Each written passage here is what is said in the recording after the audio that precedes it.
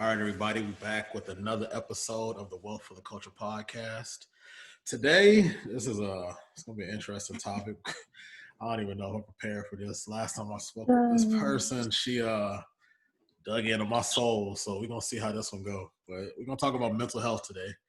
I do have Briana on, and she is gonna be the expert in this. So if you could, for anybody that doesn't know who you are, could you just give them a little intro, a little bit about your background? Yeah, so I'm Briana Brown-Outlaw. I'm a mental health advocate. I really use my social medias, all my platforms to just bring awareness to mental health and then to also create like a safe space for healing. So I am also a coach. I'm working on inner healing and helping people with their spirituality. So I do that in like my side extra time. And then I'm also a content creator and a writer. So I'm constantly writing, creating content, trying to get people healed, digging up the stuff that you don't like, you know. And I also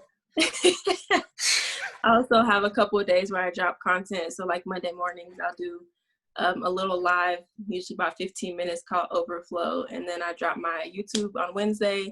And on Saturdays, I do a live video on my Facebook. So you know a little bit about that, the type of ones that get in there. I like to get the vulnerable topics out there and talk about things that people don't talk about.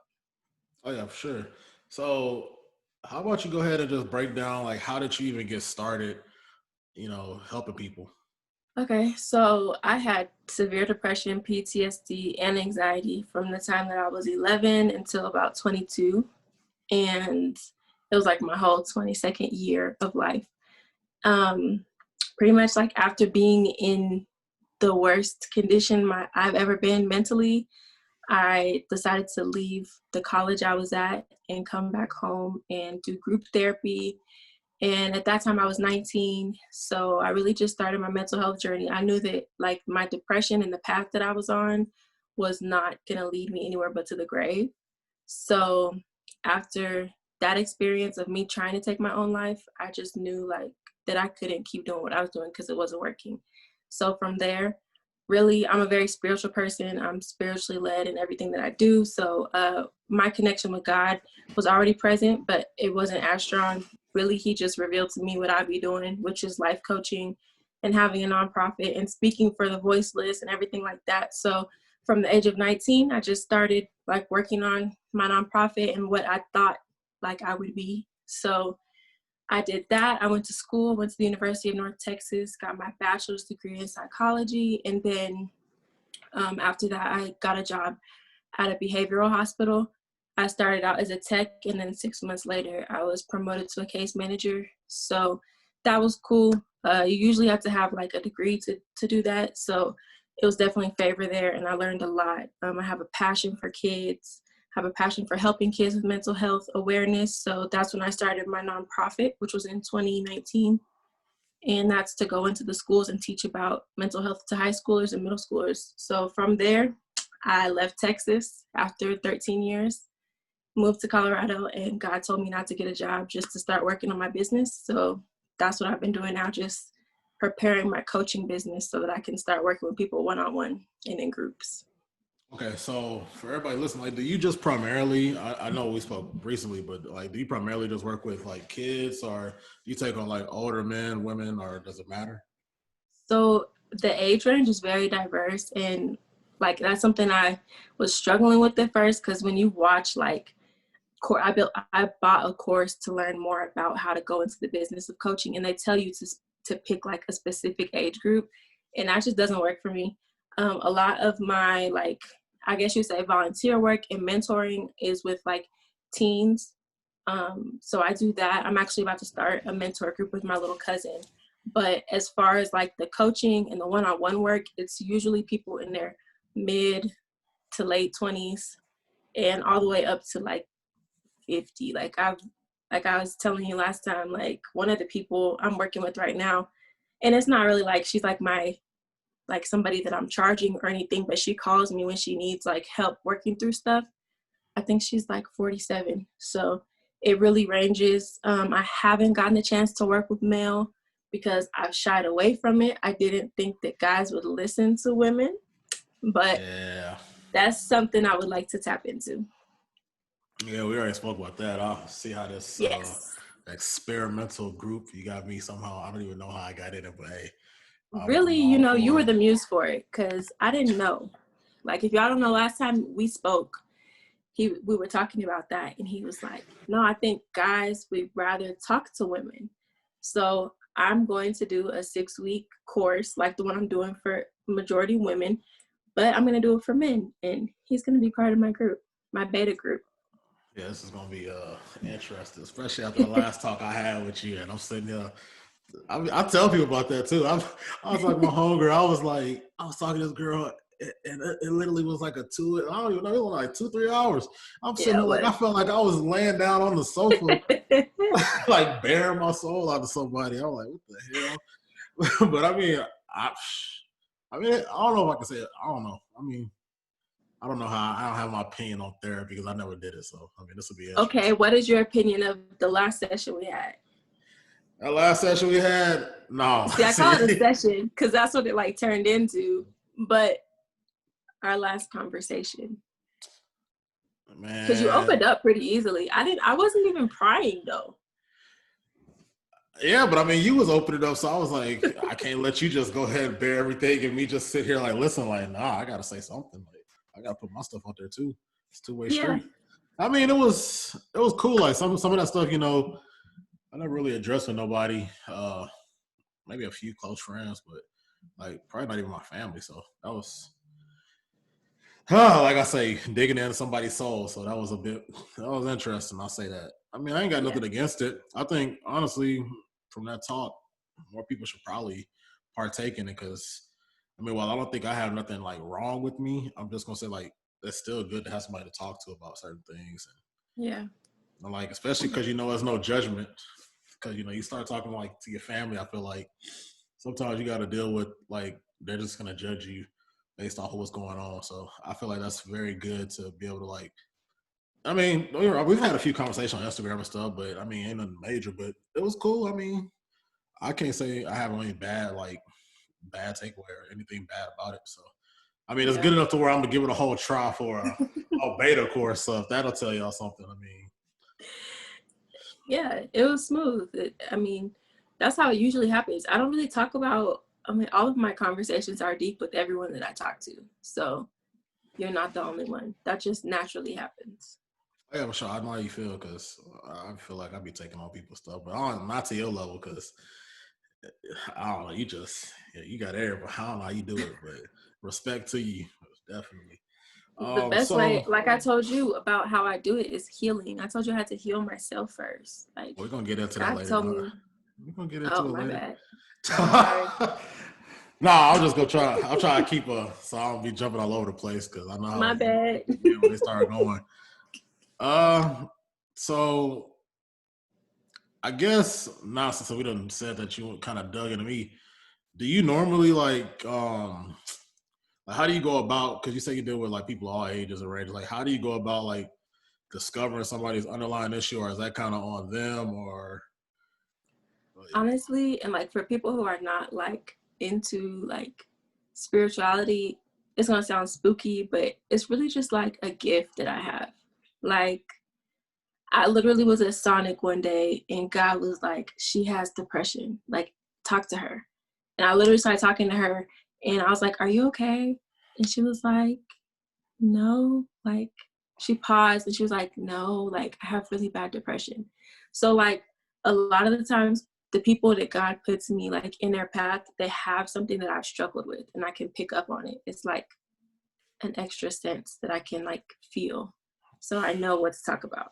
And if I don't know, it will like just come up. Like God will have me stop and pray with strangers and I'll pray with them and then I'll pray about depression and stuff. And like they'll be bawling, crying because they're like, oh, our daughter is suffering with that, or I'm suffering with that. So it's definitely like just a gift. I feel like something that is intuitive that I can pick up on. I'm a very big like empath or intercessor, whatever world you come from. And so I can feel things. Okay, so most of this is pretty much all targeted toward like the Black community, and I can definitely say that at least for me growing up, that's not like mental health is not really something that we. I guess that's like in all like minority cultures. I would say like you don't really Yeah, talk that's about probably accurate. like mental health or going to a therapist kind of like you crazy or something. It's not really thought of like, oh, that person could be depressed or just going through something. So like, how is it? Because I know when I think of like a therapist, it's mainly like like when I think of a therapist, I'm thinking like an older white lady sitting there with her little notebook and her glasses, and you sitting there laying on a little sofa or whatever, and you just bury yourself. So how is it? Because you're a Black woman. How is it being Black in like this space? Because I mean, I don't know too much about like the mental health and like therapists stuff like that. So how is like it might be a lot, but I don't know. So it's kind of different for me because since I'm not like a licensed counselor, I'm doing like coaching, and it's more so like one-on-one interactions with people. I think there's already a different like atmosphere that comes with it. Like me and you, like we met because you hit me up about collaborating on something, and then this is what we ended up talking about.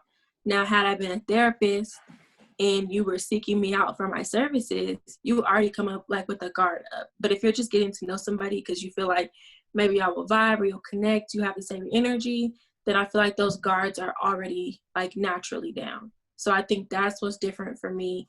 And then being a Black female, I mean, I don't know. I literally started talking about depression and stuff 5 years ago when like it wasn't popping. And so in that space, it was very vulnerable because no one else was doing it. Now everyone, like people are starting to pick up on it. People that like I interact with on social media are posting more about mental health and mental wellness. So I feel like it's becoming less taboo. I definitely think it also depends on the people that you follow and like who's in your social media, because I really don't follow like people who like clown and stuff like that. So I think Oh I yeah, already, you know what I mean? yeah, that If definitely you like I could follow, definitely say that makes a difference because it does. I got my personal account which is like all types of like I follow some of everybody, but then I got Yeah. my like my account that from like Wealth for the Culture, and it's kind of like I don't even touch my personal account anymore, and it's crazy the Yeah. shift you have because who I follow my Wealth for the Culture is kind of just all directed towards like what I'm trying to do and where I'm going in life and just like what I Right. want to like positivity. So it's kind of Yeah. crazy like the last couple of months I've been doing that. It's kind of crazy how your mindset like shifts and It does, like because like we take in so much of that, and like a lot of my stuff, I follow like therapy memes. I follow like a yeah. bunch of mental health advocates and pages and art and stuff like that. So I can get on Instagram, and I'll still see like every now and then like people who are, I don't want to call them worldly, but like people who are not enlightened in that way, or I don't know, like spiritually and emotionally in tune with themselves. So I don't know. I think it definitely depends on who you follow. No, I But yeah, definitely get that though. That I definitely understand that because I can say personally, I just understand that. I mean, even when you take a step back from social media, I mean, like I can't because of what I do, but yeah. still just who you consume, like what you consume is very Hmm. big and it's very impactful on you. You don't even realize it. It's like a subconscious thing almost. Like you don't even realize what's It going on. Like is. so, it's crazy. So that being Yeah. said, So like I know you said you got like the nonprofit going and you kind of doing your own thing, starting to get like business ventures. So can you kind of say that like because I would say like doing different stuff. Like I've done dipped and dabbed in different things like business ventures, and you kind of deal with like you gotta deal with being alone. It's like you might honestly start feeling like crazy, like you might start taking on certain things like of like where you might think that you're depressed or whatever. You deal with stress, just different types of things. Can you say that mhm. like when you're because I mean we talk about wealth and business on here and stuff like that. So I would say it kind of correlates, mental health with business owners as well because of what they have to take on when like especially when they're getting started. And can you say like Yeah. have you dealt with anything personally, starting up your nonprofit or anything like that? You may not have, but I'm just Mm, curious.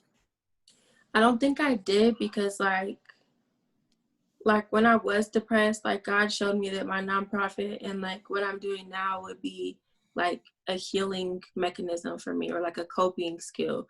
And so for me, whenever I got out of my depression, like helping people wasn't an escape for me. It was just like, I don't want people to have to go through what I went through for so long.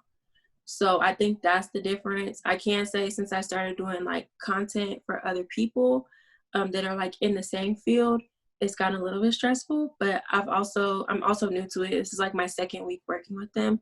So I feel like that's an adjustment phase. I'm learning how to balance working with other people and then still working for like myself with my nonprofit and with my coaching business. So I think the only big shift I've had is like patience and yeah, like balance, like work-life balance. All right, so I guess we're gonna go ahead and just get on to it. Uh, for you, Yes. you say you kind of got on this journey Mm-hmm. because you dealt with something like in your own personal life, like you dealt with depression. So like, I mean, we don't have to, but you can if you want to. I mean, what kind of was like your backstory with like what was going on with you and like what made you depressed and like what caused that or your PTSD and all that? Yeah, so like I had a few abusive situations like growing up. And so I didn't really understand them fully until I was like 19, which was like when everything got really bad for me. That's when I really started to remember. Because what I learned is that like your mind will literally protect you from traumatic experiences. So like when it happened, like I was young, so my mind literally blocked out that memory for 16 years. So I think that for me to come back like to the full rush of emotions, I kind of just had to deal with it all at one point. So that's pretty much where like everything started for me. So I mean, you want to go like okay, trying to think. So like when you say like abusive, because I mean Mhm. when I think of abuse, like normally like before I even like really like understand like probably like this probably like last year this year like I understood like start thinking like oh mental health is like a real thing like don't even like I just like never really thought about it like that but like I that's what kind of triggered like you understand like with abuse it's not always like if I would think of abuse like if you had to call me a year ago even I probably just thought of abuse as just like physical you know what I mean Right. but you know, you do have like different types of abuse, like physical. Like it's not just physical; it can be like verbally abuse, emotionally. Like Hmm. it can be like psychological, all that. Like even sexual. You know, I know a lot of like mostly like women deal with you know, like sexual abuse. So like what kind of Yeah. abuse that you deal with per se? Like if you don't mind sharing, I mean, that's like Yeah. So like I really don't share like the details of it. you. I have learned like the balance. I think that's part of my work life balance is like the people that I am really close to. I feel like because everything I do is so vulnerable, like I'll talk about like my stress, my emotions from my dog dying, my emotions from moving. Like I'm very vulnerable online with like my everyday presence. But like as far as my like my trauma and my experiences, I really don't delve too deep in them. And I don't know if that's something that will change over time, but I think that now that I've learned like what that caused, I kind of like it's like a sacred space for me, I guess, that like my best friends and my family all know about. And people that knew about like what I was going through, I would talk about it all the time before. But that's also um it's like also a sign like oversharing is something that people that have gone through trauma do too. So I think I found that balance of like knowing what to share, but not sharing everything. So like you sound like oversharing is almost like a symptom, I guess. I think it's, I don't know about, I mean, it could be, I mean, I watch people on like my Instagram and stuff, and I'm like, oh, like I can see it. But I also told you, like, I can have like a sense of what people go through. But like when people share, like, very, like they're like pouring out their emotions, not even like in a healthy way, but just like dumping it out, that can be a symptom of someone who's gone through like traumatic experiences because they're trying to validate themselves. They're trying to like come to terms with what happened. It's kind of like the process that they go through until they learn like that they don't have to share it to like validate who they are or what the bad choices they made or anything like that, if that makes So is it sense. so is it almost like a coping thing, I guess, or like Yeah, I think it is because for a lot of people who go through trauma, like their power was taken from them at some point. And like that's something else I teach on in my classes is like all of us have had something that happened that like stripped away our innocence. And like we all need a restoration of our innocence and like the joy and the childlike things. And so I feel like when people are oversharing, they are they're trying to validate themselves, and then they're trying to make sure like they get their power back. Like, this thing took my power from me, but I can share it now because I'm in control of it. It's like a safety mechanism, which actually does not help them, because then predators and people who like come and prey on people know that you have this vulnerable like piece to you, so they can come in and like really mess with your head. That's why that's deep. I ain't like I never would have thought about it like to that extent even. Like somebody praying. Oh, that's crazy. Yeah, guys really do that out here. Like a lot of guys will prey on, I mean, women do it too. Like men and women prey on the opposite sex or same sex, whatever, their insecurities and their weaknesses. And if it's someone who like wants power over a person or wants to manipulate the person, that's an open door. Okay, question now. So, because oftentimes it's crazy because when I start talking about like this type of stuff, like preying, like people getting preyed on, and like just mental health period, I always think about women that it may happen to. Like I never, like I don't even know. Like I don't like we were mentioning that. It's just I guess like a black person. Like I don't know. It's just like a black person thing, and especially with like black men, kind of like oh you look down upon if you start like divulging anything going on with Right. you. So imagine about a situation. I just curious in your opinion, like the whole Jada Pinkett and August. I said, like, what do you think about that? Like, I'm curious. Like about him like not being private, or like what specifically, or Like, just everything? like I guess I look at that situation because when I look at the situation, I would say it like this: like they knew something was wrong with him, at least from what I got from what I saw, and like she still went on and like I feel like she preyed on him and took Oh yeah. advantage of him. So I mean, I'm just curious, like, because oftentimes I people don't, talk about the girls get preyed, but I mean it happens to guys too. yeah, no, I definitely think it happens to guys. I know it does. I mean, like that's like manipulative human nature. But as far as that, I don't know. It's too hard for me to speak into people's situation because I don't know. He probably, obviously, he was sick and was in a vulnerable spot, but I don't know what her motives are. You know, I feel too far. With celebrities, you really never know their personalities, I feel like. So I really can't call it. I think that, I mean, it's not the first time I've heard about like another person being included in their marriage, but I think this is the first story that came to light. So maybe that was different. But as far as her motives, I don't know. I can't call it. That's crazy. Oh, so oh boy, I don't want to get into. I don't see. Yeah, you Dang, here do. we go. All right, so I'm gonna say it's like me growing up. Personally, I was a single parent. Like it wasn't even like single parent. My grandma raised me really.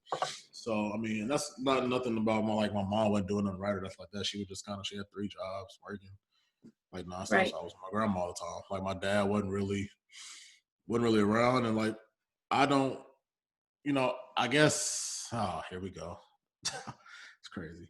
I guess for me, I would say that at like back then when I was younger, that might have been like some trauma for me. I don't know. I guess because Mm-hmm. you don't have that fault. Like I feel like every kid, like especially a boy, like especially a black boy, he need like a father figure. And I guess for me growing up, I didn't really have that. So I kind of look to like, I mean, I would look to people like my uncles and stuff like that. You know, whoever looked like me that was older, like right or Right. wrong, like you just kind of latch on to whatever you see for people that are older than you. And I would say, what do you say? I'm really about to go into this. Uh, I would say it's kind of crazy because I would say that most people, I think that a big part of why we don't think about this is because we don't have like a two-parent household that can even instill in you. Like you just automatically, like you grow up in a damaged like situation. Because I Right. mean, I didn't like by no means that I grew up in like I didn't grow up in the hood and all like that. But I mean, I grew up in like it wasn't the best of circumstances and all like that. So you see things, and it's like you ain't got nobody to talk about that stuff with. Like I wouldn't bring that stuff to my grandmother or nothing like that. And you kind of just keep that stuff bottled in. And then, but like I say, like my dad went in my life, but I also it's weird because I guess parents also, I guess in that situation, kind of you don't know as a child certain like I don't want to put this.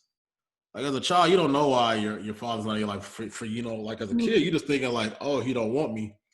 Or if you Right. don't, but as you get older and as you start talking to other people, like, because I know a lot of people that come from single parent households, but you start talking, and as you get older, you start seeing, like, or even personally, you'll have friends that deal with situations where they have a kid and the mother just won't let them be involved. And I'm not saying like my mom, I don't, like I say, I don't really know the situation. To this day, I really don't know the situation. And I mean, I don't know if that's for the best or the worst or whatever. You know, I kind of formulate my own opinion as I got older from what I see and things like that. And don't get me wrong, my stepdad, love him to death. He cool. Like, I don't have no problems with him or nothing like that. I mean, over time, you know, you do everything like when you're younger, you deal with issues with people, but as you grow older, you know, you mature and stuff. And I'll say like back Right. then, I kind of just assumed like, oh, my dad, he just don't want me or whatever like that. But and it's crazy because you know, he would come around and stuff. And but you know, as time went on, like, you know, it goes from like, oh, you see him all the time to now it's like, what happened? And then like you just get Right. older, kind of just go on living that life like it is what it is. And you know, Mm-hmm. you might have your parent like, and this might happen for a lot of people. So I mean, I know Oh, I'm sure personally, it does. I know a lot of people that this happens for personally. Like, you know, you just grow up and like the mother might be saying something, like your mom might say something like, and don't get me wrong, like I don't mean nothing wrong with your mom, but she might speak ill about certain situations. Right. And what I learned though, like growing up, is like it's all about perspective. Because you know, it's like they always say, it's like three sides of the story. It's like their side, you know, the person Mm-hmm. side, and you got the truth. And like I personally I never even approached him. I never like addressed this. And my father, he passed away when I was in college, so it's like it's crazy because now I think about that. It's like I thought like I was just all right with the whole situation. Hmm. Oh Mm. god, damn! Here we go. Yeah, we getting there. Nah, like it's crazy. Okay, so yeah, my father, he passed away when I was in college, Mm-hmm. and I remember like around high school, I probably seen him like a few times here and there. But it was mainly because I was just a bad kid or whatever, and you know, my mom might call like I think maybe like once or Yeah. twice she called him over like so he could try to do something. I like at this point I'm like playing football, so you really can't tell me nothing. Like I Right. lift the weights and stuff, so I'm just like, all right, whatever. And like I'm like I really can't like you can't tell me nothing. So it's just like I guess like at that point like he came over. I can't remember what. I think I got in trouble at school where she called or whatever. We got into it, and I was like, "You don't even want me, so why you even around?" Like we just went back and forth, and oh, what the wow, wow. Well, I mean, like long story short, you know, after that, I guess that instance for me, it's kind of like it was always like some kind of distant thing with us, and I don't even know if it was really like I can't say it was his fault or whoever's like I don't know whose fault it was, and I mean, I like to say I might be part to blame, but I mean, to me, as a kid, like you might not think you're a kid when you're in high school, but you're still a kid at the end of the day. Yeah. So, Mm-hmm. like not having, oh man, oh I have a man, question for you. what's up? So, like, do you feel like there's parts of like both your mother and your father that like you still need to forgive? What the hell? You know what? It's crazy. Like I done had this like I done addressed this like internally within myself, so I ain't got no problem talking about it or whatever. Like, yeah, probably like not anymore, but it's crazy because it didn't like resonate with me until after my dad had passed away. So, and I was kind of like, I never really got to, I really talk to nobody. Like a couple people here, and like, cause my friends, like, I never talked to my mom or nothing about like none of that, like family, nothing. So, it's crazy. The whole whoever listened to this, the whole world about to take a deep dive into my life, whatever. Hey, they're going to appreciate it because we need more men who are softer with their emotions and like not even soft, but just vulnerable. Like it's okay to feel emotions. Nothing is wrong with that. Oh, I And that's such a mean, big taboo. that's funny. You say feel emotional because most women, I don't know, say I ain't got none. But I mean, I don't know, whatever. But uh, what was the Okay, I damn have another question? question since we're already going deep. Okay, so they say that you don't feel emotions, right? Yeah. So in what areas do you build walls because of like the broken foundation with your parents? I don't know. I just think, God damn, how you do that? Just one. I just want to know I one. don't know. I probably just don't personally. Because like for me, okay, I've been in your stuff. Let me give you an example of me. Oh, okay. So, when I used to date, like I was in a relationship like a couple years ago, and I was very like cold and like moody with said person, and I never really like got too like deep with him because I didn't trust him. I didn't trust Yeah. that he wouldn't abandon me.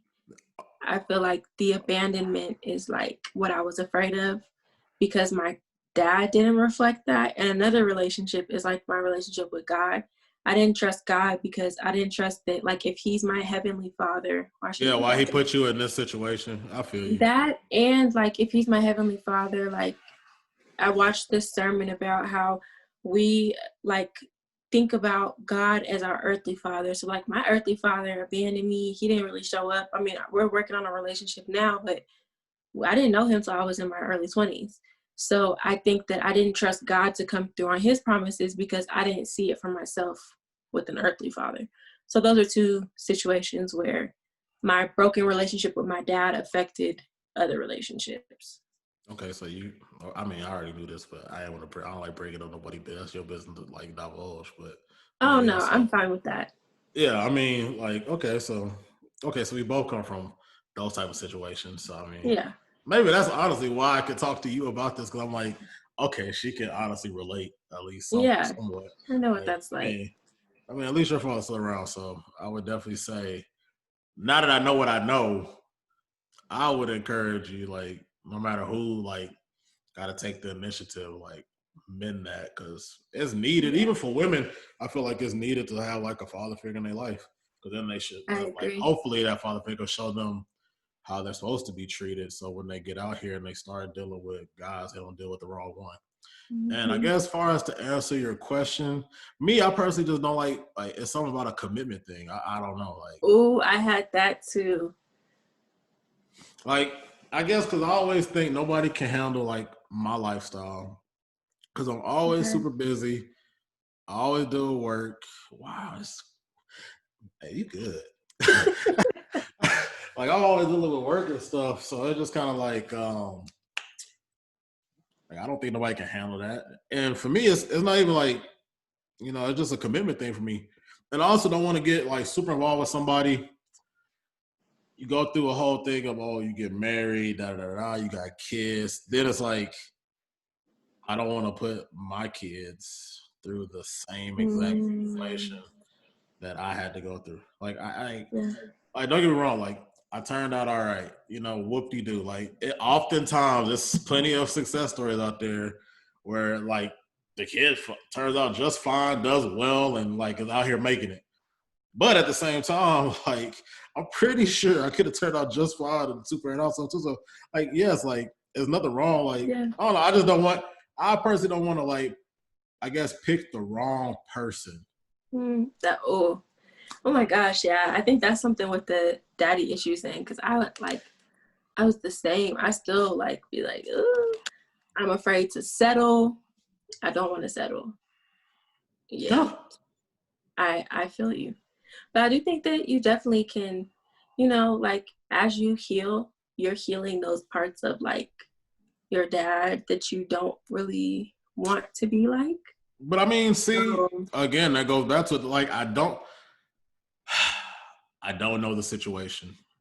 but I don't even I think you have to know the situation because I feel like there's traits that I have of like or had of my dad that like the moodiness, like that was from my dad. I didn't even know him. Like it was just innate. Like I believe that like we are born. I know like for people who aren't super spiritual, like for me as far as my beliefs, like I believe in generational curses. I believe in like you being born with things that your parents never dealt with. I know so that from you both sides. all right? Dive deeper into that because make this make sense for me. Because I don't. So like when you say like you think you part of like a generational curse, like I think that generational curses are real. I think that poverty is a generational curse. I think that a lack mindset is a generational curse. I think that mental illnesses can be a generational curse. like infidelity. Like I believe that there's a lot of things that you can look at a family member and see it in multiple generations. And that's what I think is like stronger than just a coincidence. Some people might say like it's just in your DNA. Some people might say it's a generational curse. Whatever way you want to phrase it, I think that we have things that are innately in us because of who our parents are and because of the spiritual, emotional work that they did. Whether it's like, okay, day one, you're born with it, no, but I think that how our parents talk to us, the behavior that they model, the mindset that they have, the way that they pay bills, if they pay bills on time or late or in full, like all of those things, like build us into who we are as adults. That okay. That being said, could you also say that though the same stuff that you just listed would kind of like mold you in a shape to be better than that per se? I think it can be. It depends on the person and their like resilience.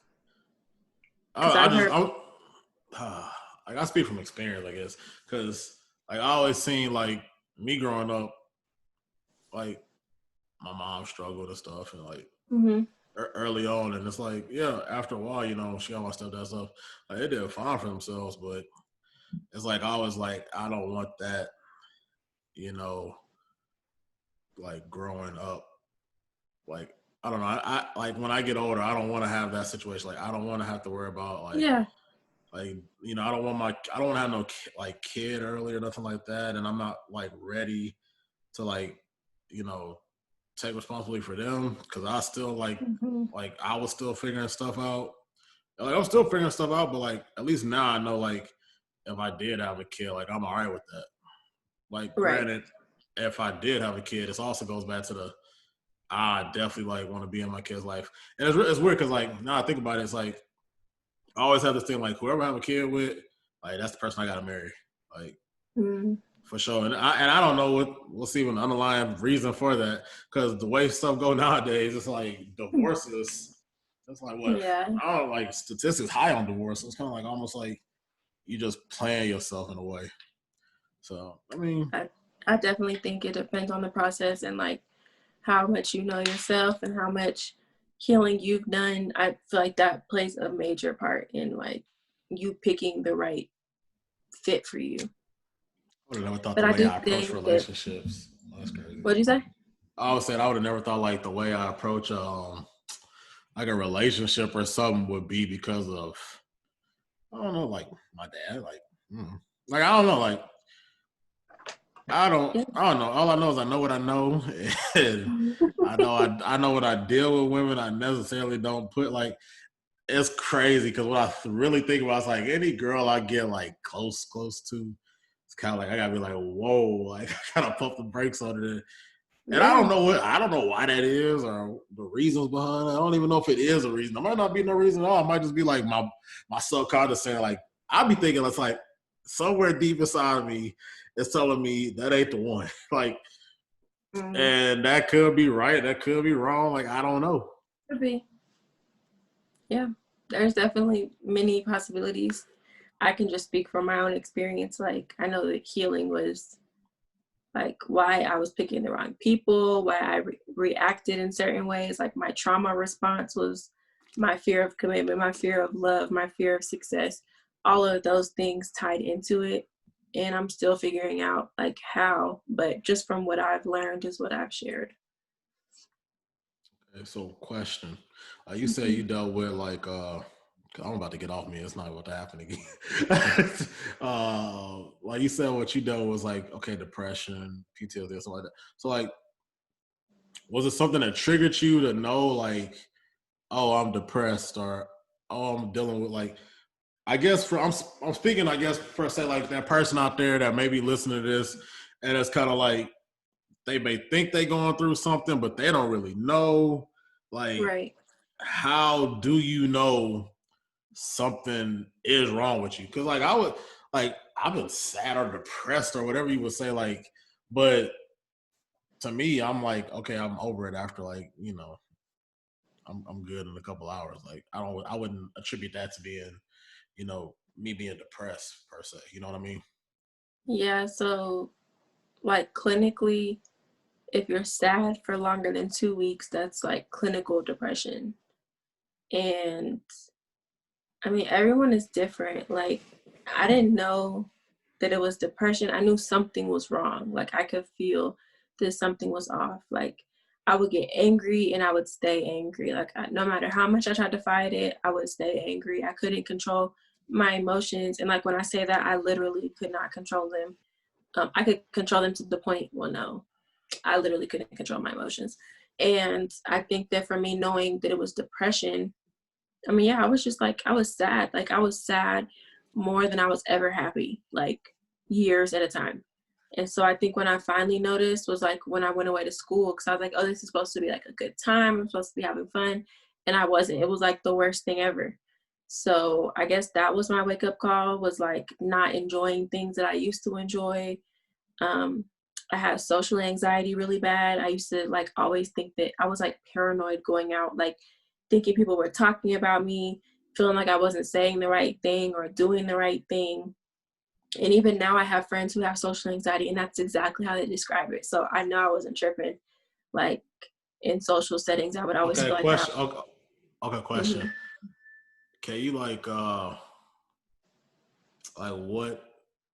what is like what would you say is like if you could define social anxiety, like what would you define that as? I'm just curious.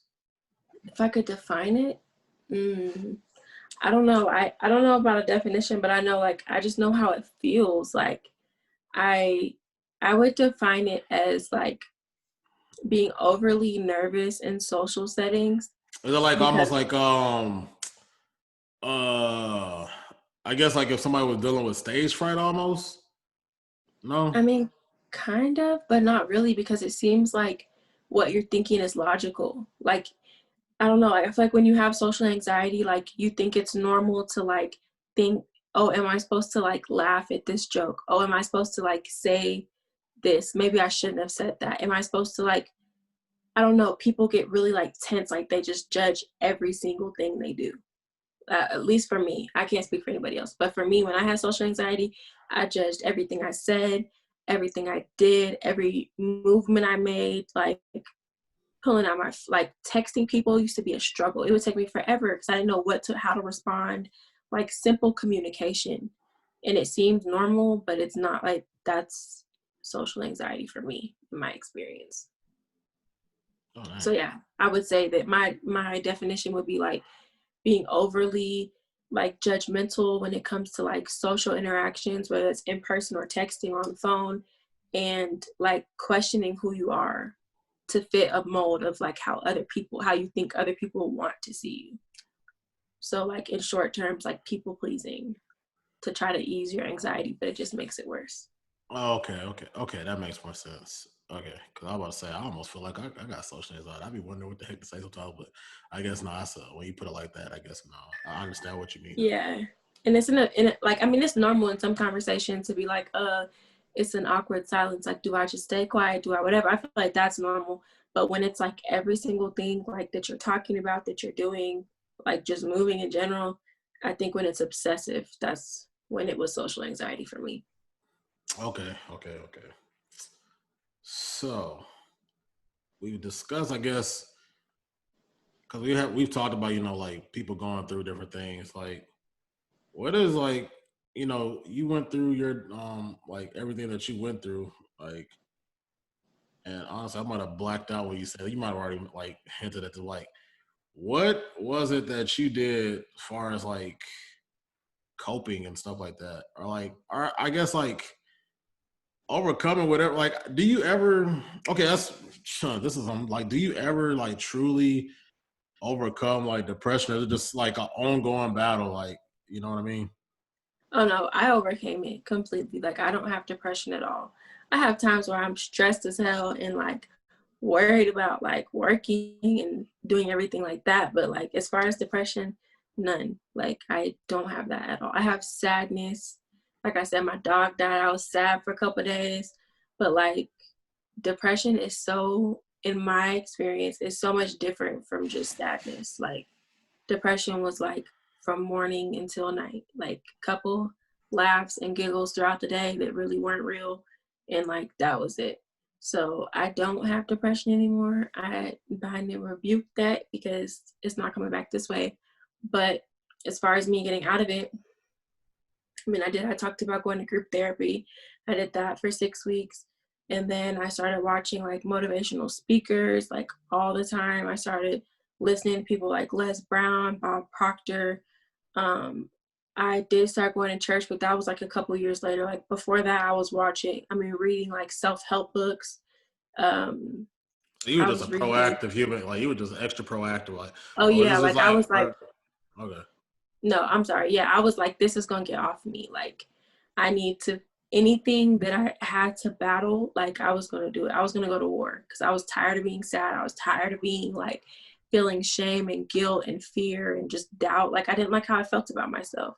So, yeah, I've got my hand on any resource. And of course, it wasn't just like back to back to back, but for that first year after, like, I started group therapy, I started journaling, reading books, watching public speakers.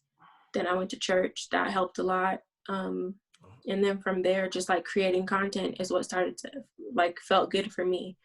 I was able to talk about how I felt. I was able to be myself and not care. Like despite how Instagram is, I didn't care. Like I talking about it and creating that safe space, even though like barely anybody, even now people don't really like talk about it. I'll get a couple people every now and then, but I know people are listening and they're seeing what I'm posting. So it was the same thing back then. All of those things like healed me. So what you tell somebody that, I mean, that's because I mean I'm assuming not everybody's like that's proactive. Like they might not even know that there's something wrong. Like Yeah. what would you even like? Where would you even tell them to start? Like it's just like so far as talking to a friend or like Yeah. what? I think it depends on like where they're at. I've dealt with people, I've seen people that are close to me who have things that they need to work through, but they're not ready to. So I can't force people to like want the healing for themselves. As bad as I wish I could like help people heal that don't want to, because I want them to like have peace. That's not going to happen. So you definitely have to be at a certain level of like surrender or like, I don't know, like wanting change. So for the people who like hear this that maybe even want like the slightest change, the very first thing other than like the therapy I started with was like changing my thinking. I started challenging my thoughts. So I used to think negative a lot of the time. And so I started every time I had a negative thought, I just challenged it. Like if I was like, oh, I'm so ugly or I'm so stupid, I would be like, no, like I'm beautiful or I'm intelligent. Even though I didn't believe it, I had to train my mind because you can make new neural pathways in your mind. That's for a deeper conversation. But you can make neural pathways just It's like just you're kind of building. like just like positive reinforcement. I guess like positive affirmation stuff like that. Yeah, it is. It's pretty much like if there's a hill with like snow on it, the more people who go down it like on a sled, and I just saw this in another documentary I was watching, but it's like they go down on a sled, the more that there's going to be a pathway. It's the same thing with your thoughts. If you keep telling yourself the same thing over and over and over and over and over again, your mind is going to start believing that, and pretty soon like you'll just operate in that. A And lot it's of kind people of don't like believe in that, but it's okay, it will work. so it's almost like okay, like cause I'm real big on like speaking stuff into existence. I Yeah. guess kind of like that is kind of like almost one and the same. I guess per se. Like it It just is. yeah, because I guess if you put that positivity out in the universe, it's gonna come back to you like eventually. Like Right. as long as you're consistent with it. Yeah, and your Because you mind is the can't. same way. So okay, because I might have missed this too. Because I'm still shook off the fact that I even spoke about what I spoke about. So how for you? Like usually you realize like way later on, like well, I ain't gonna say way later on, like when you was pretty much in college, like you Hmm. had something going on, which like how long did it take for you like from like you figuring that out to like getting all the way through and over that? Like a lot of people think about, oh, like I don't even want to deal with this. I could just like numb this pain. Like and a lot of people go like alcohol, whatever, just to like Yeah. numb that. Oh no, I have my phases of numbing. Don't get me wrong. I tried to numb it with alcohol. I tried to numb it with smoking weed. I tried to numb it with new age stuff. I tried to numb it with running and working out. and partying. Like I tried to numb it with all of that. So don't look at me like, oh, you just read books. And no, I was reading books, drinking, like Okay, I yeah. was So I mean, so yes, you intertwining. human. I mean, at the end of the day, you human. I Yeah. mean, No, like you ain't no robot. I Like, just want that to be known. Like it I wasn't know like that's me good. just, oh, but yeah. So, okay. What was your question again though? I mean, I'm not gonna say You that's said, oh, how good. long did it take? It took, I did 3 years of therapy, of like intense therapy, where I went once a week. And then like as I healed over like whatever we're talking about, I would go like once every 2 weeks. But I was in therapy like once a week for probably 2 years, 2.5 years, and then once every 2 weeks for like half a year. So that was a big part of it, like the biggest part. And I think that was really it. Was it 3 years? I started when I was 19. So I did 19, went back 20, 21, 22, oh, 23, 24. Yeah, so it was actually like more like 5 years of healing, but my therapy. Okay, so like, I'm just saying, like, I would just think like, hey, if something It's wrong with me, worth like, can it I stay though. consistent for 5? Like, that's a long time. Yes, Like, I mean, kudos to you, because like, but I I I don't think even it was know. because I think a good question to ask, this is the perfect thing. What kept me like having hope and like going after it is because God showed me what my life would be. Like he showed me the nonprofit 5 years before I started it. He showed me the speaking engagements, the content creation. Like he showed me all of that 5 years before, like while I was still in depression.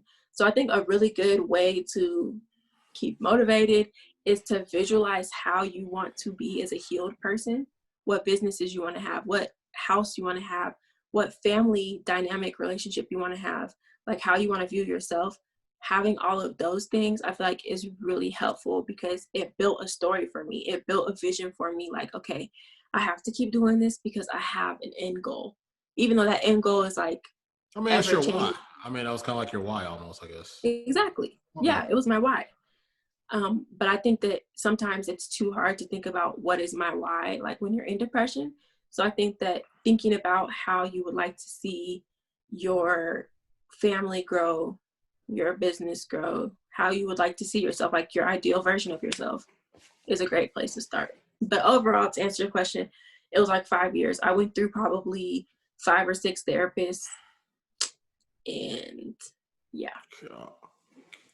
Okay. And I that's don't even another thing know. because people go to therapy and think like, oh, I just have to stay with this person. But like, if you don't vibe with them, like I wouldn't keep showing up to tell them my business. I would go and find someone else who fits the mold and makes me feel safe. So that's why I went through like 5 or 6. I don't even know how many therapists it was.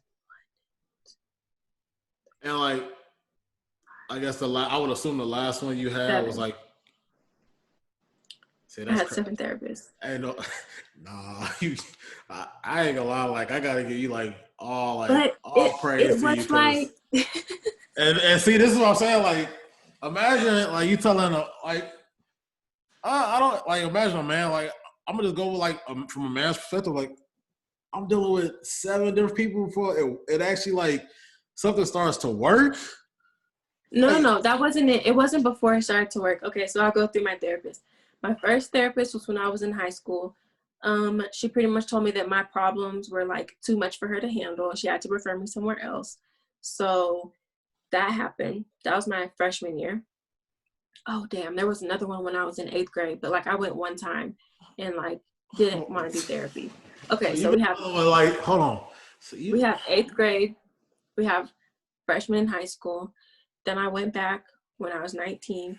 I did the 6 weeks with that. It was outpatient, so she couldn't be my therapist, or else I would have asked for her to be my therapist. But in programs like that, they can't. So then when I was like my 19th, going in my 20th year, I found this Black therapist who like I was smoking weed then, and she was really judgmental. So I was like, I'm not going back to her. So that was her.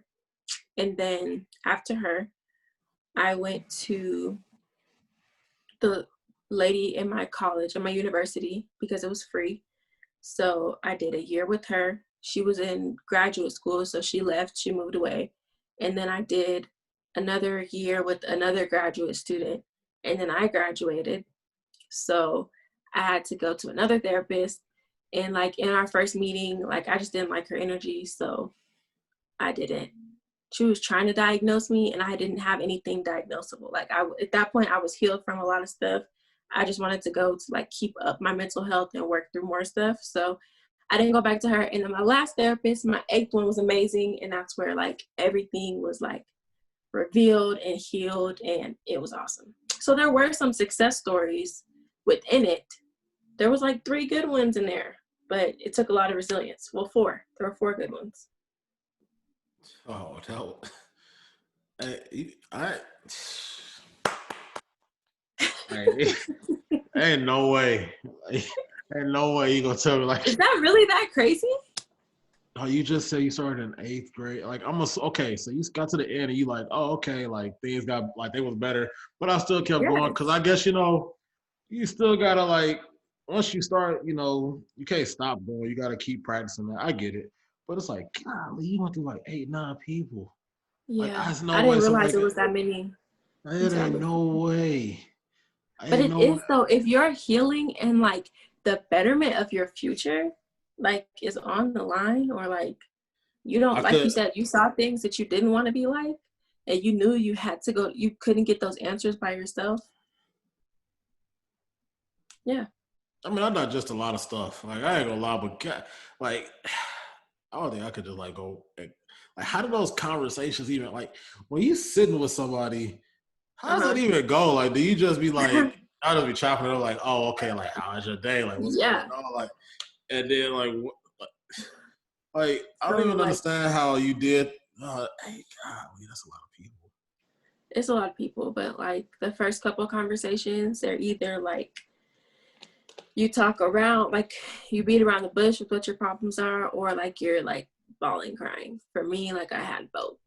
When I first went to therapy in high school, I couldn't even talk. Everything she asked me about, I would just bawl.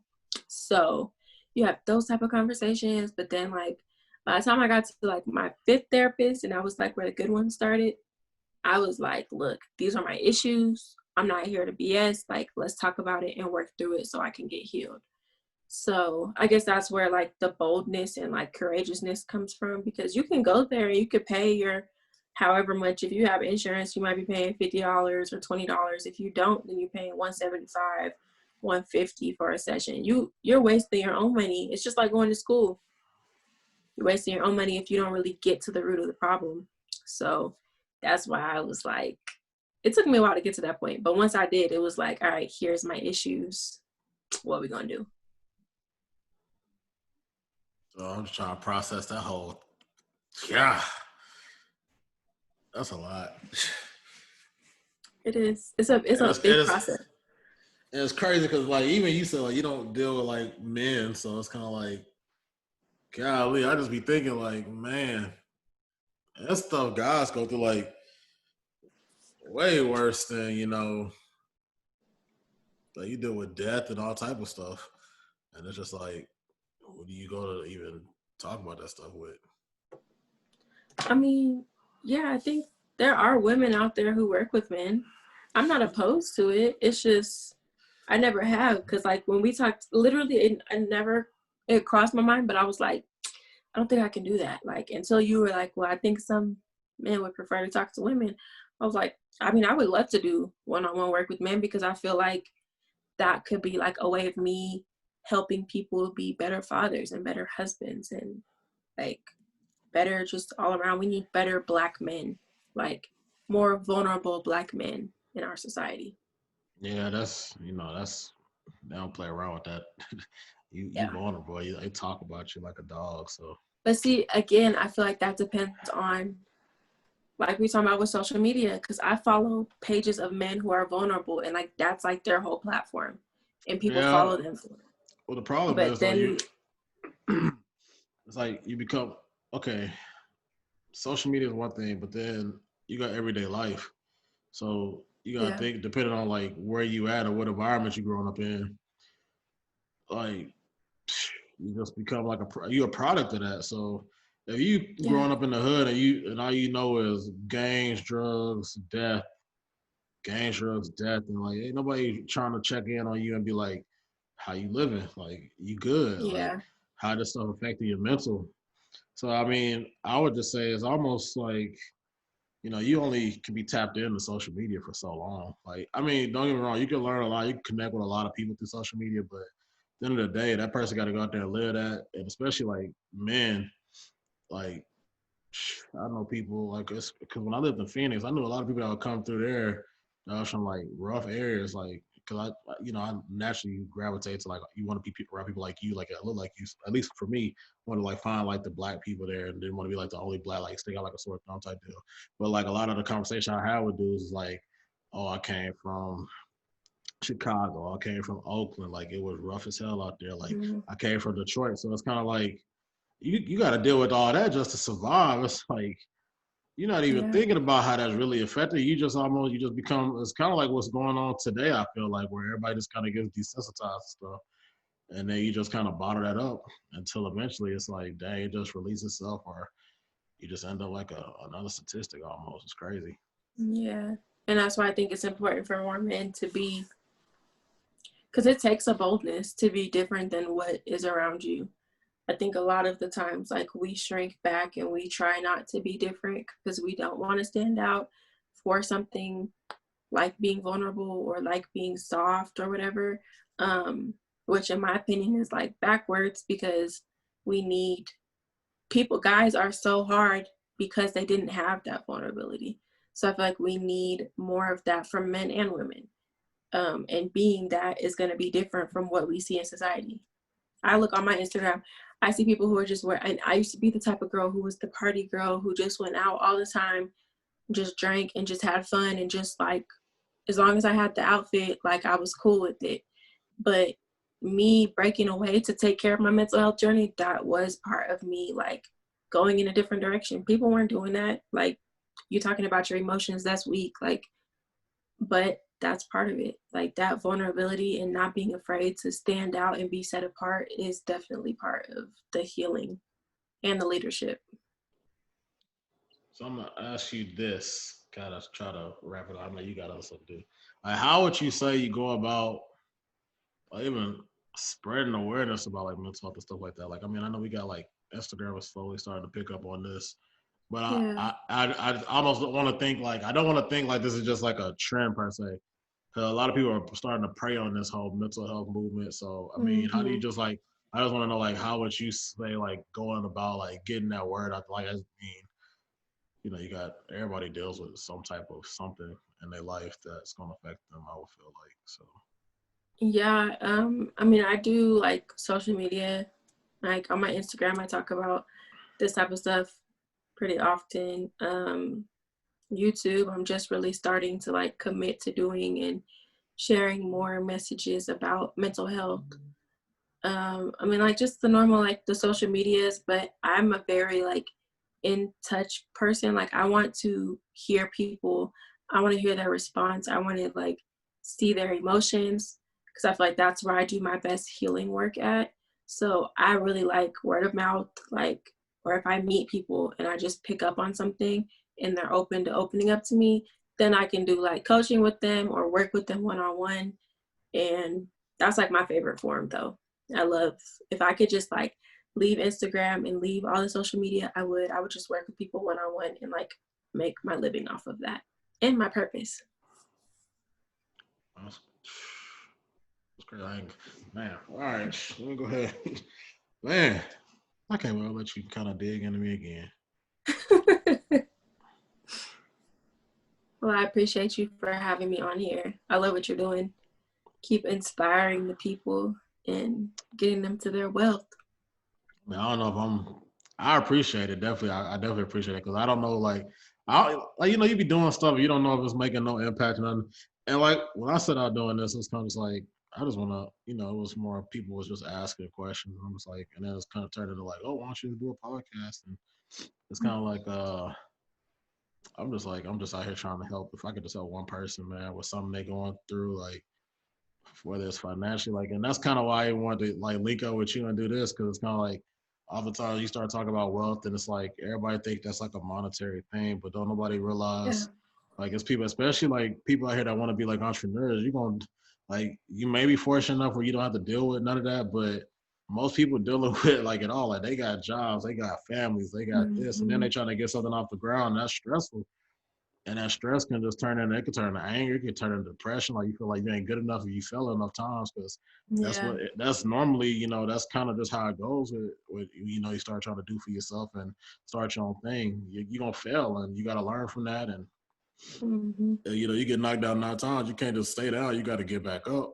And if you get That's rooted true. in that, then you looking like somebody that's just like, now you dealing with something mental. And, if you like a woman, fortunate love, I feel like they're okay, more so expressing themselves at least, or trying to like come forward and express it. But like if you're a man doing all this and dealing with this, like I would just say come out. Like there's people out there that listen to you. Like if you wanna, Yeah. let me tell you something, man. If like I mean whatever. Like I ain't here to judge nobody because everybody got their own stuff they going through. And like if y'all don't want to hit up Briana, like if you're a man and you want to talk to another guy, like you could, my DMs open 24/7. I mean, I'm not no therapist or nothing, but I'll try to help you the best I can or direct you to Right. somebody that can help you. So, I See, mean, I ain't the gonna, I ain't gonna. vulnerability is already taking place. Oh, You I mean, I you've ain't trying to go no already tag. created a safe space to help another man. I mean, I gotta live like that because if it ain't gonna like if we can't help each other, then who we gonna look to help us? Like that's Yep. just what it is. Especially as a black man, like ain't nobody out here got our best interests except No, for I think us. that for Black women too, because like, Oh, most definitely. It's not like I'm not when like black people. Period. Like I feel like hmm don't nobody have our best interests at heart. So why can't we be like all like you look at all these other cultures? They worried about themselves and they for themselves and they take care yep. of each other. Like yeah, you might see all the you might look at the bad, but for all the bad they got a whole lot of good. So why can't we have that same amount of good? And don't get me wrong, we're Mhm. doing way better, like way better than what it We was. are. But I mean, I like to We live still got with a the. ways to go because I think that our society, I mean, even I really would say all cultures, like this is a porn culture. Like our youth are growing up in a porn culture where it's like they're not taught about like emotional needs. They're taught about like looking like the rest of them or looking like a Kim Kardashian or a Cardi B or like they're not worried about how they feel. They're And I worried mean, about I numbing mean, it. ain't nothing wrong with you wanting to be what you want to be, but at the end of the day, like it's okay to be yourself. Like a lot of Yeah, it's people, okay to be yourself, but you have to, that comes with emotional tools. yeah, oh yeah, Like like people aren't just themselves, just like, oh, I'm just me. It's because they have a confidence that was rooted in something. And a lot of us don't really have that. So we have to teach ourselves how to get that. yeah, and that's definitely, it definitely takes a village. So I It would just say, does. anybody that listen to this that's out there, I would just say if you got somebody that reaches out to you, like don't brush it off. Like we all like I'm not gonna speak for everybody, but I've been guilty of stuff like that, like where I brush off somebody trying to come to me like in the past. But hmm I mean, if you can't help, at least like try to just be a listening ear for somebody.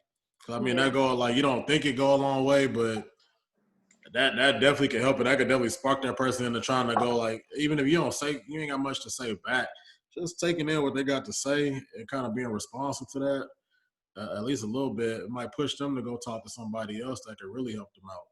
So I mean, you can make an impact in the smallest of ways, and you don't even realize it. I can definitely say that because I'm talking to Brianna right now. She don't even realize it, but like she gonna impact a lot of people.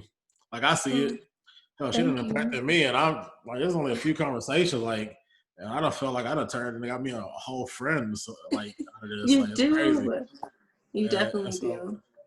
And and I so want I to do mean, that for anybody else who's listening. Like, I know I'm doing my coaching stuff, but on the spot, like people that DM me, I give them free content. I give them free things, like, because I just want to give. It's not about of course, making money off of what I love to do, but at the same time, the most important thing is for people to get their healing and their breakthrough. So you definitely have a friend in me, and I'm glad that you even built this space to get vulnerable and talk about things that you wouldn't normally talk about, and Black men in general wouldn't normally talk about. Sure. So that's already Oh, huge.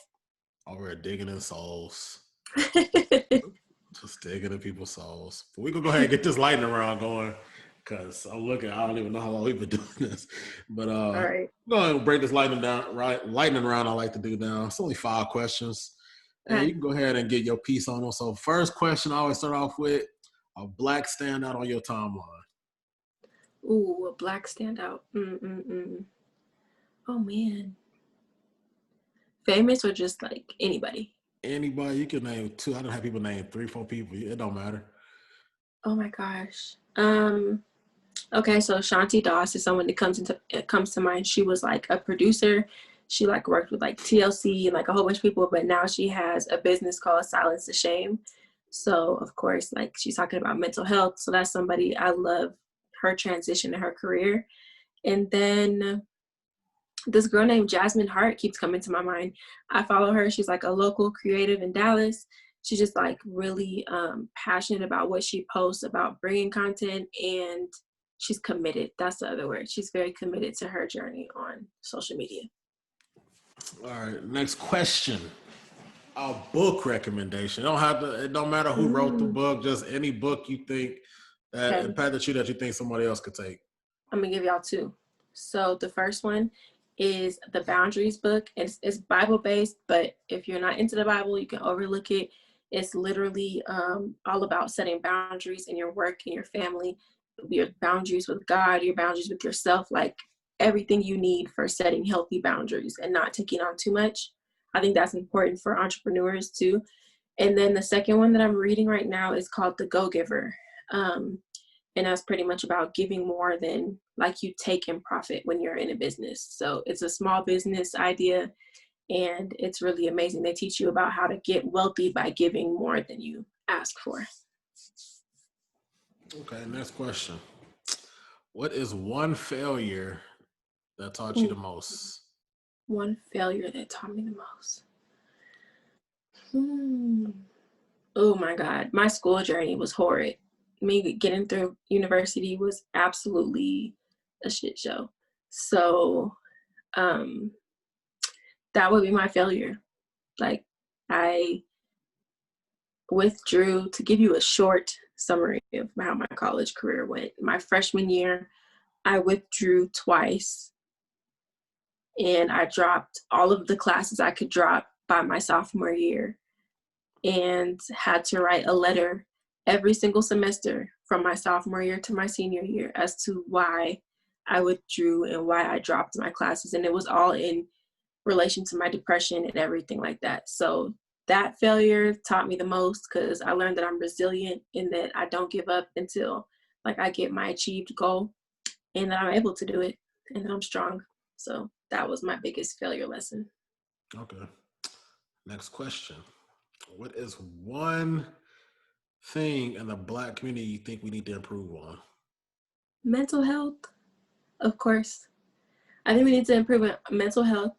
And like to break it down further, I'll say communication, compassion, and yeah, I just think those 2. And like I would say creativity too, because I feel like that brings back like our childlike innocence and joy.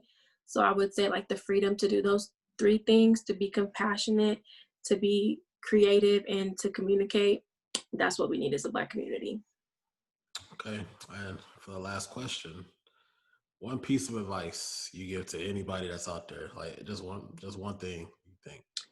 I would just say don't give up. Like it sounds so cliche, but just keep going, and just like don't give up on yourself. It's okay to stop and like pause for a second and collect your thoughts, even if it's like a year or 2 at a time, but get back up, don't give up, and just keep going.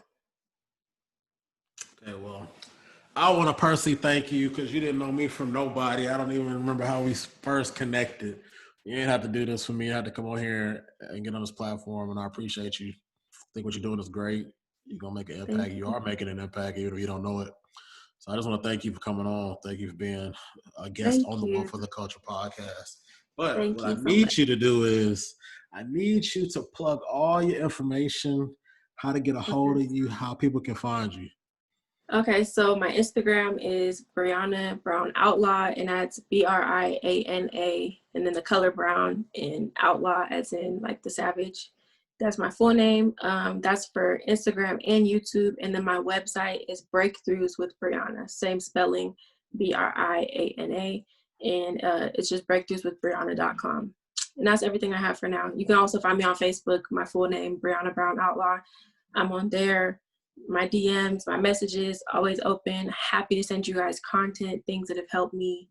Or if you want to book a session with me, we can do that too. So whatever you're needing, I'm here for you. And I just hope that you don't give up. Oh yeah, and I'm gonna plug all that in the show notes for y'all. And I oftentimes share stuff she be posting anyway, so y'all peep any of my stories. So just be on the lookout.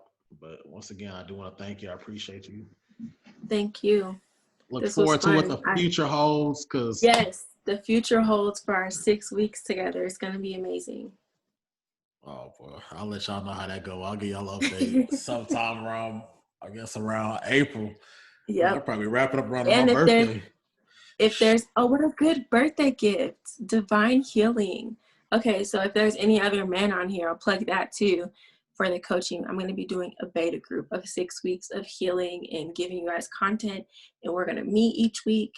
And I might try to have like a guy help lead some of the sessions or something, but we're going to be healing together. So if you're interested in that, hit me up. Oh yeah, and I'm gonna hit up some of my boys and see what they talking Yes, about. Don't know if they'll do it, but I'm gonna ask. that's Put a okay. little pressure That's on them. part of it. But all right, we signing out. Well, for the All Culture right. podcast. Appreciate everybody for tuning in.